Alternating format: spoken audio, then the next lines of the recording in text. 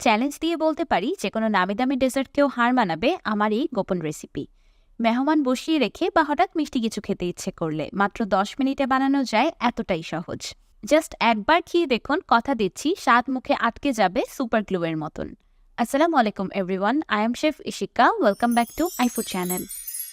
Unique এই ডেজার্টটি বানানোর জন্য প্রথমে একটি মিল্ক পটে দিয়ে দিলাম 1 কাপ খেজুর গুড় আর 1 কাপ পানি। এবার চুলার মিডিয়াম ফ্লেমে গুড়গুলোকে সম্পূর্ণ মেল্ট করে নিব।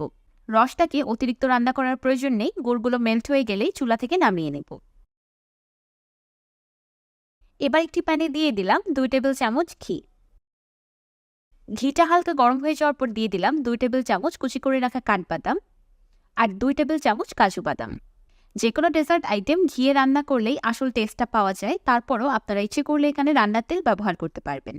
কাজু আর কাঠবাদাম ঘিয়ে 30 সেকেন্ডের মতো ভেজে নিয়ে দিয়ে দিচ্ছি 2 টেবিল চামচ কিশমিশ। এবার কিশমিশগুলোকেও ঘিয়ে 30 সেকেন্ডের মতো ভেজে নিব।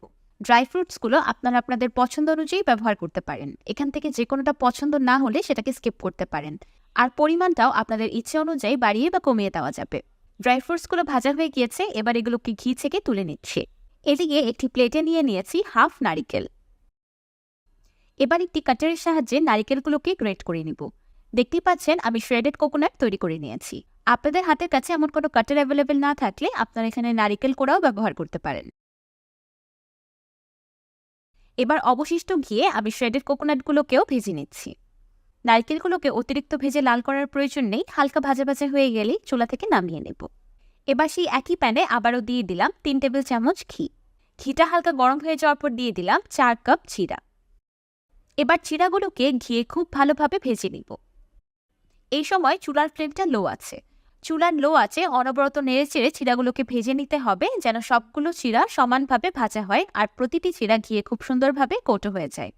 চিড়াগুলো ভাজতে ভাজতে এক পর্যায়ে মুচমুচে হয়ে আসবে আর রংটাও হালকা পরিবর্তন হয়ে যাবে। এবার দিয়ে দিচ্ছি আগে থেকে তৈরি করে রাখা গুড়ের রস। গুড়ের রসের সাথে চিড়াগুলোকে আলতো হাতে মিক্স করে নিলাম। এবার চুলার একদম লো ফ্লেমে চিড়াগুলোকে ঢেকে রান্না করব 2 মিনিটের মতো। 2 মিনিট পর দেখতেই পাচ্ছেন চিড়াগুলো অলমোস্ট সিদ্ধ হয়ে গিয়েছে। আমি নেড়ে ছেড়ে নিচের চিড়াগুলো উপরে আর উপরের চিড়াগুলো নিচে দিয়ে দিলাম। এবার দিয়ে দিলাম আগে থেকে ভেজে রাখা শ্রেডেড কোকোনাট।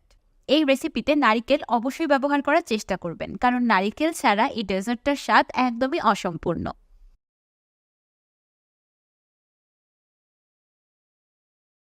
একদম লাস্টে দিয়ে দিচ্ছি আগে থেকে ভেজে রাখা ড্রাই ফ্রুটস। সবকিছু একসাথে আলতো হাতে মিক্স করে নিলাম। উপর থেকে আবারও দিয়ে দিচ্ছি 1 টেবিল চামচ ঘি। এবার আবারও ঢেকে ডেজার্টটাকে রান্না করব 2 মিনিটের মতো। 2 মিনিট পর আমি যখন ঢাকনাটা খুলছি, চারিদিকে এত সুন্দর একটা সুঘ্রাণ ছড়িয়ে পড়েছে যে কি বলবো। ঘ্রাণেই বোঝা যাচ্ছে একটা রাজকীয় স্বাদের ডেজার্ট তৈরি হচ্ছে।